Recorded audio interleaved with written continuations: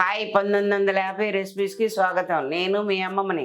నేను చేయబోయే recipe potato cheese sticks. ఇప్పుడు పొటాటోల్ని 2 పెద్దవి పొటాటోలను తీసుకున్నాను. ఉడకబెట్టి ఇలా మెత్తగా స్మాష్ చేసుకోవాలి. ఇలా దీంట్లో లైట్గా సాల్ట్ వేసుకోండి.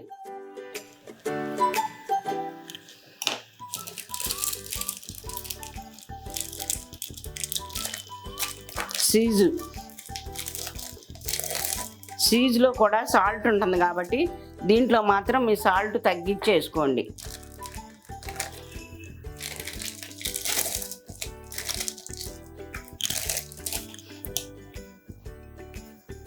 ఇంకా కొంచెం పడుతుందేమో అని అనుకుంటున్నాను, కొంచెం వేసాను.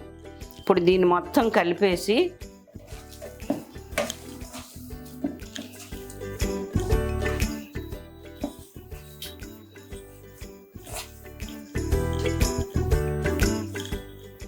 ఇది కప్పు కార్న్ఫ్లోరు. మీరు ఈ కప్పు పక్కన పెట్టుకుని దానిలో గట్టిగా అయ్యే వరకు చూసుకుంటూ చపాతీ ముద్దలాగా అవ్వాలి. అలా చూసుకుంటూ కలుపుకోండి, కొంచెం కొంచెం వేసుకుంటూ.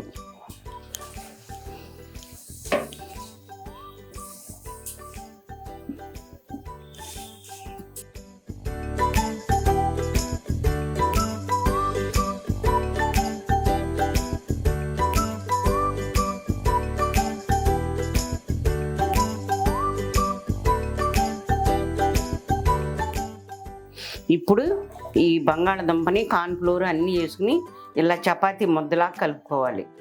కలుపుకొని ఇట్లా ఒక ముద్ద తీసుకుని ముందు మనం ఆయిల్ పెట్టుకుందాం. ఈ లోపు ఆయిల్ కాగుతుంది. చేసేలోపు గ్యాస్ వెలిగించి ఆయిల్ పెట్టుకోండి. ఇప్పుడు కొంచెం బీపిండి చల్లుకోండి, కవర్కి అంటుకోకుండా. చేసుకున్నది ఇలా పెట్టుకుని చపాతీ కర్రతో ఇలా చేసుకోండి.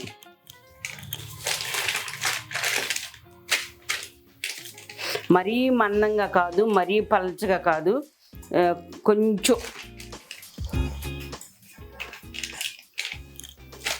ఇలా అంతా చేసుకోండి.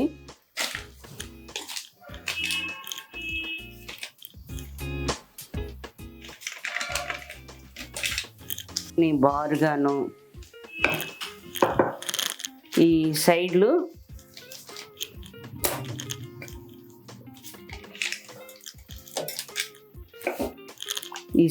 ఇలా కట్ చేసుకోండి.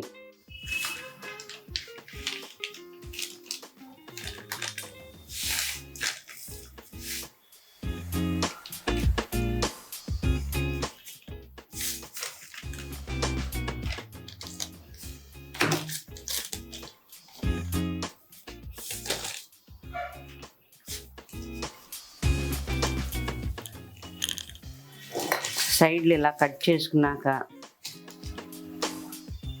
రిబ్బన్ లాగా కట్ చేసుకోండి చక్కగా.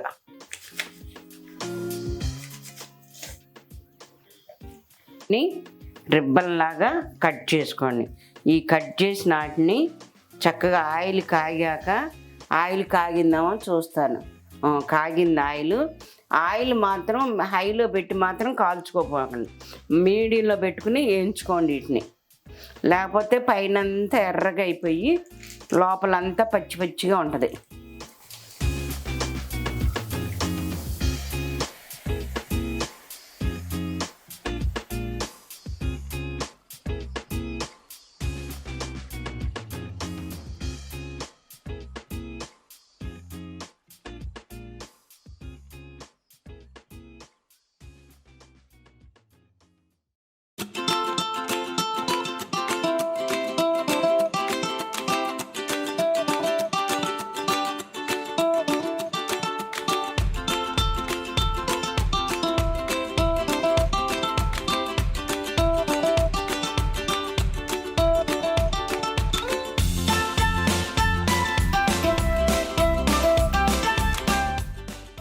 ఇవి చక్కగా గోల్డెన్ బ్రౌన్ కలర్లో ఇలా వచ్చినాయి.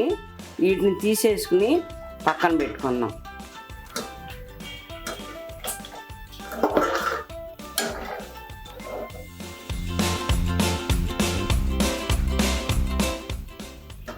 చూడండి ఎంత బాగున్నాయి ఎల్లో కలర్గా. ఇప్పుడు ఇది పైనంతా క్రిస్పీగాను లోపలంతా స్మూత్గాను ఎంత బాగుందో చూడండి. ఇప్పుడు నేను టేస్ట్ చేసి చెప్తాను.